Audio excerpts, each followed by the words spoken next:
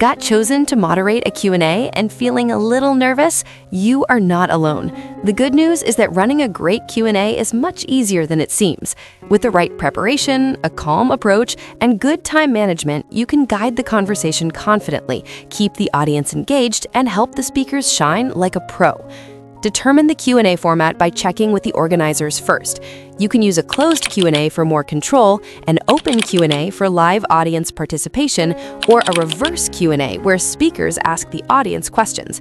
Meet with the panelists before the event to understand their needs and preferences. Ask whether there are any topics they want to avoid or points they would especially like to cover during the Q&A so you can guide the discussion smoothly.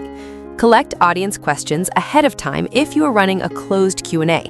Ask for submissions by email or another platform, send reminders if needed, and make sure the Q&A is listed in the event agenda or program. Review the submitted questions and choose the strongest ones for the Q&A. Look for common themes, interesting topics, and respectful questions, and leave out anything inappropriate or unhelpful. Prepare a few of your own questions in case the audience does not ask enough. This helps you avoid awkward silence and keeps the Q&A moving. Try to have at least one thoughtful question ready for each speaker. Choose a platform for the digital Q&A and learn how to use its main features before the event. Make sure you know how to manage slides, mute or unmute people, and handle audience questions so the session runs smoothly. Introduce the Q&A clearly and let everyone know it is about to begin.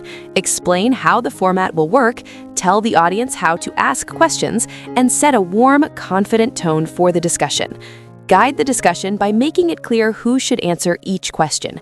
If the audience does not say who the question is for, choose the speaker yourself or invite any panelist to respond.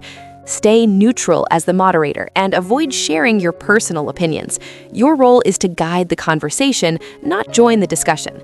It's fine to say something simple like, "Great question," or "Interesting," to keep things moving.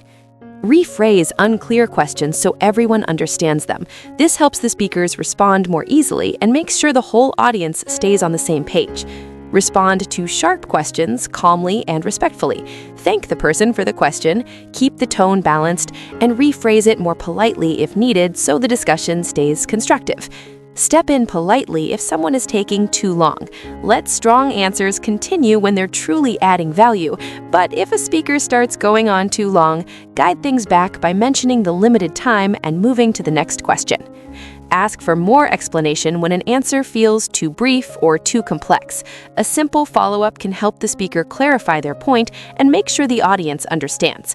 Pull up earlier slides when they help explain an answer more clearly. If a speaker refers to a chart, figure, or key point, showing it again can support their response.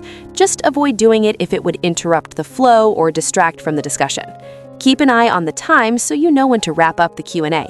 Checking the clock regularly will help you stay on schedule, keep the discussion moving, and give the audience a heads up when the session is almost over. Wrap up the Q&A by warmly thanking the audience and each panelist for their time and participation. Clearly let everyone know that the session has come to an end, and if there's another part of the event coming up, briefly introduce it. End on a friendly and appreciative note so people leave with a positive impression of the discussion. Thanks for watching.